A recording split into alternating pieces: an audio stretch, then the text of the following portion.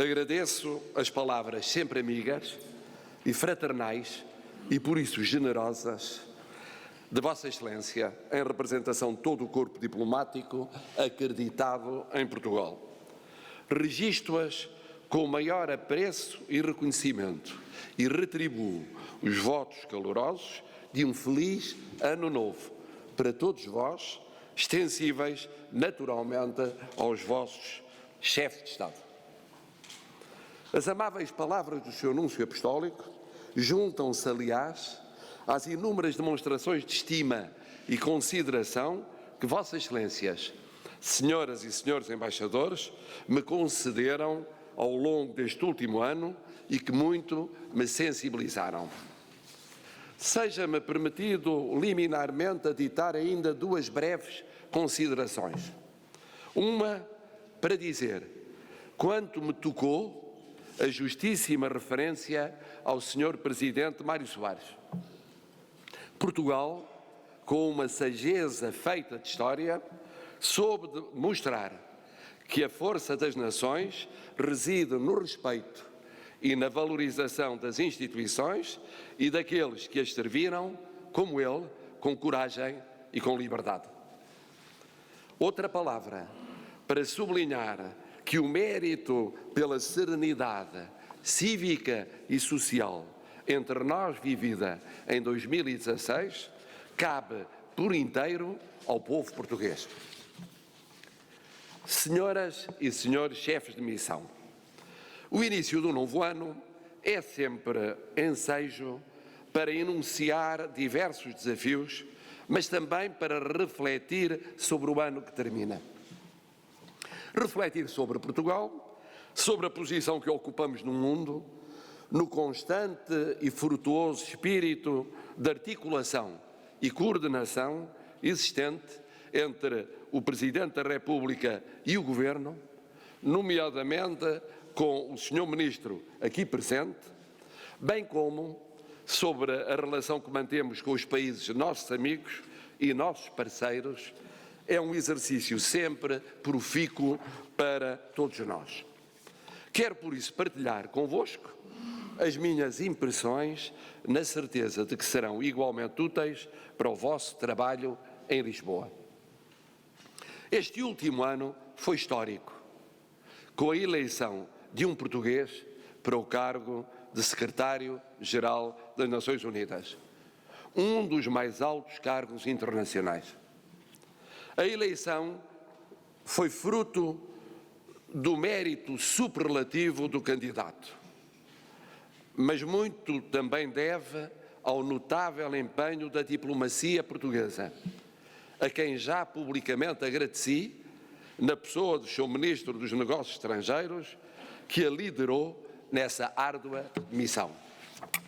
Mas a eleição resultou igualmente de um consenso generalizado no seio da comunidade internacional de que o Sr. Engenheiro António Guterres era, de entre todos os candidatos, o que tinha o perfil mais adequado para o cargo e, sobretudo, para fazer face à complexidade do mundo que vivemos.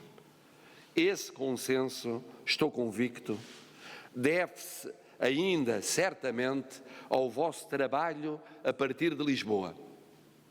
Presumo que as vossas considerações a propósito do Sr. Engenheiro António Guterres terão tido um contributo assinalável.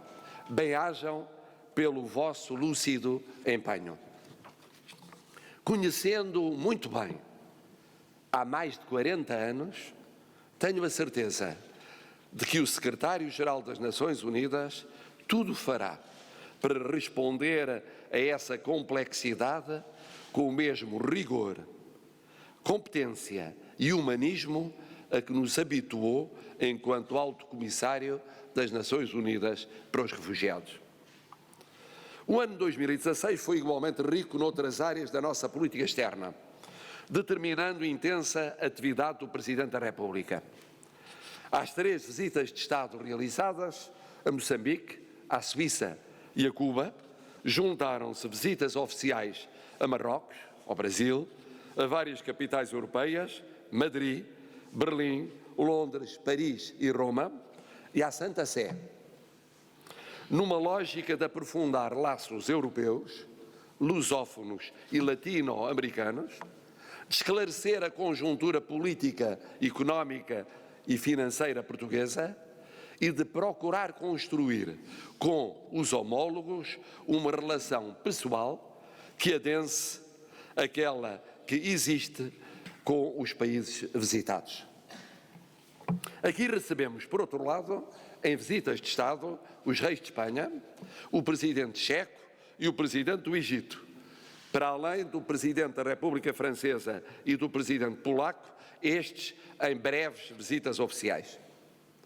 Mostrando que, para além dos firmes parceiros de sempre, apostamos em reforçar laços com países que, não fazendo parte dos eixos tradicionais da nossa política externa, permitem pontes para zonas estrategicamente sensíveis ou representam um enorme potencial para novas parcerias e novas oportunidades.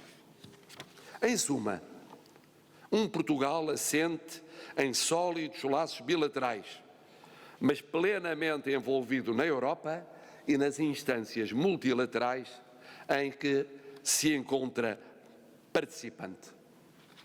Destaco, por isso, a deslocação ao Parlamento Europeu, em Estrasburgo, onde procurei reafirmar o espírito europeu que nos caracteriza e os demais compromissos de ordem multilateral, como a intervenção na Assembleia Geral das Nações Unidas em Nova Iorque, a Conferência Ibero-Americana na Colômbia, a Cimeira da CPLP em Brasília ou a reunião do Grupo de Arraiolos na Bulgária.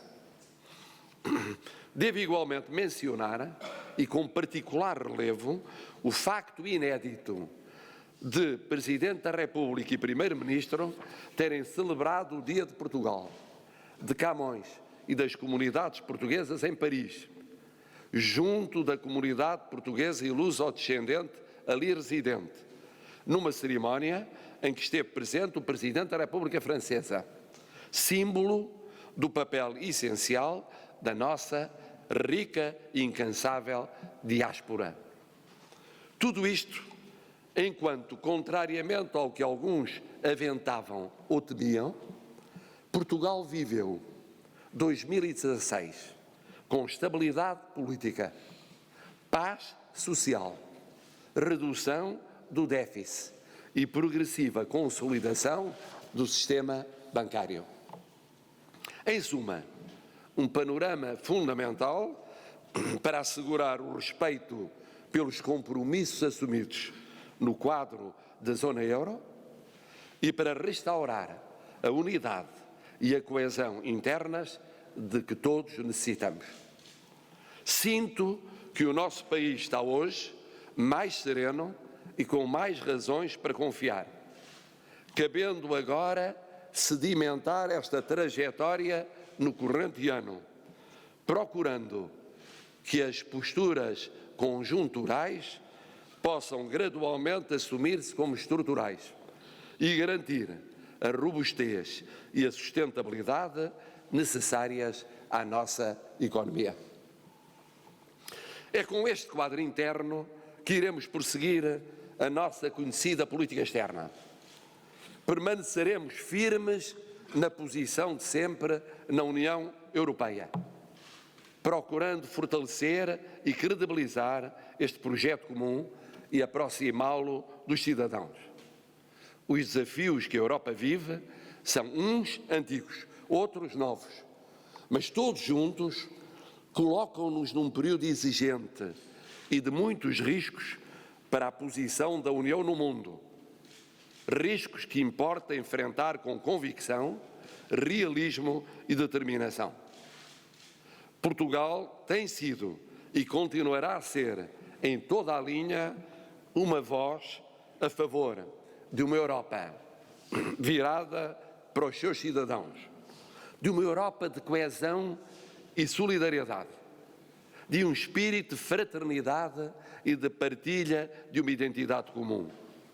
Um Portugal assumidamente europeu, mas de olhos postos no mundo, a que nos liga um ecumenismo secular.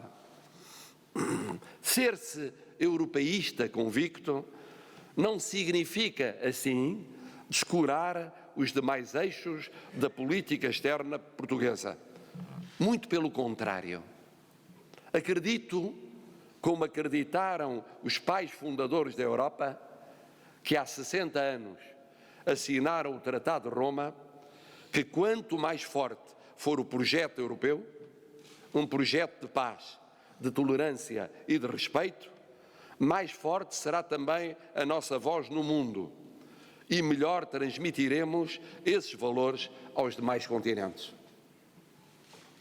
Digo mais, uma Europa coesa terá sempre outra capacidade para responder com premência e eficácia a desafios atuais, desde o impulso ao crescimento e ao emprego, à crise dos refugiados e às migrações, à promoção e defesa dos direitos humanos, à luta contra o terrorismo, à defesa permanente da paz, à relação com importantes aliados ou parceiros internacionais.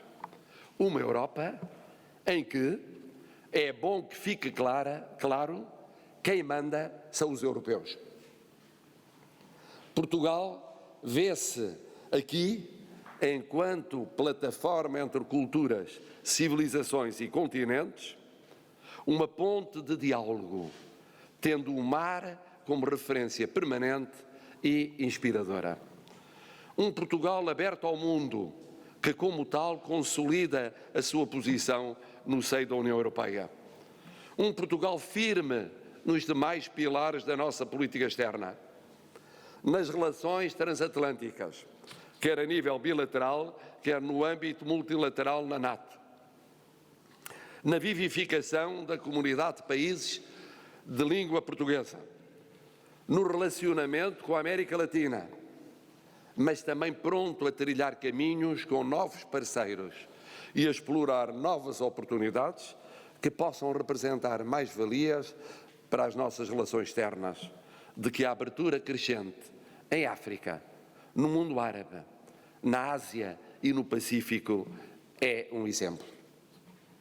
Senhoras e senhores embaixadores, Portugal orgulha-se de ter uma política externa assente em pilares que são imutáveis desde que vivemos em democracia, o que lhe confere uma fiabilidade e uma constância nas relações internacionais. Estamos, contudo, conscientes de que assumimos hoje uma maior responsabilidade por termos um secretário-geral das Nações Unidas português, cuja missão caberá acompanhar, por estarmos seguros de que poderá conduzir a um mundo melhor, a um mundo que nunca desista da paz e que tenha como prioridade máxima o respeito pela dignidade da pessoa e pelos seus direitos fundamentais. Tem sido também essa a bandeira de Portugal no Conselho de Direitos Humanos, no mandato que termina no corrente ano. É este programa de ação que norteia o Presidente da República em solidariedade e colaboração muito estreita com o Governo, com o objetivo de enfatizar o papel internacional de Portugal. Encontram-se confirmadas as suas deslocações nos primeiros meses deste ano a Bruxelas, Cabo Verde, Croácia e Luxemburgo. Teremos em Portugal também nestes meses as visitas do chefe de Estado da Sérvia, da Grécia, do Chile e do Paraguai, além desse momento único porque singular da vinda de Sua Santidade o Papa Francisco a Fátima em maio próximo e do 10 de junho no Brasil com o Sr. Primeiro-Ministro. Estou consciente de que o prestígio internacional de uma nação tem de ser sempre construído e reforçado, geração após geração, mandato após mandato. Tem sido essa a preocupação sistemática, tornando evidente que não existem geografias mais ou menos importantes, existem laços de respeito que nunca poderão nem deverão ser descurados. Senhoras e senhores embaixadores, em 2017 procurarei manter-me fiel aos objetivos traçados na minha tomada de posse. A proximidade com todos vós é um desses objetivos. E é nesse sentido que continuarei a promover os encontros com grupos regionais, mas também com todas as iniciativas que sirvam direta ou indiretamente para reforçar os traços de amizade que unem os portugueses ao corpo diplomático acreditado em Portugal. Cada embaixador representa um Estado que queremos próximo, se possível parceiro firme ou, mais ainda, amigo. É assim a nossa maneira de ser, pacíficos e fraternos, fazendo todos os dias um Portugal universal. Tal como universais são os nossos compatriotas, que em todas as latitudes e longitudes continuam, dia após dia, a dar novos mundos ao mundo. Muito obrigado.